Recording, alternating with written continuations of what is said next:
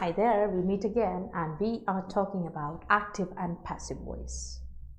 Okay, this is again a part of grammar, but yes, please remember active passive and direct indirect are two different things. Okay, in direct indirect, what we do is the change of tenses happen. Okay, the meaning does not change. The meaning does not change, and also we try to have it being reported.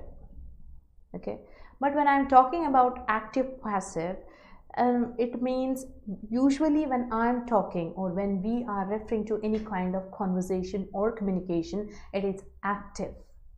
We don't go for the passive. When do we come across passive? Yes, when we are talking in form of impersonal, we just tend to be impersonal, generalize things. We want to give emphasis to the receiver of the action. When we are trying to do these things, we tend to use the passive voice. A simple example. He cooks food.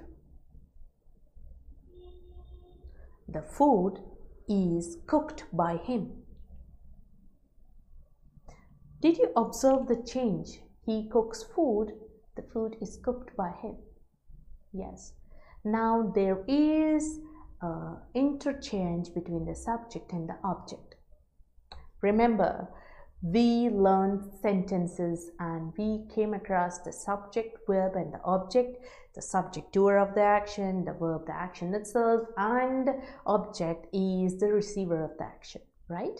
So when I am saying this, when I am trying to say this, this comes in handy when we are solving such problems. When I am saying active passive, here the major change is the doer becomes the receiver and the receiver becomes the doer. Okay, now let me go for another sentence. He cooks food. The food is cooked by him. Okay, now he is to cook food. The food is to be cooked by him. See the change? There is no change in the tense. Only the change is the interchange of the object and the subject. Okay, so when I'm talking about active passive, there is one form of verb that I use is V3 form. That is the past participle form.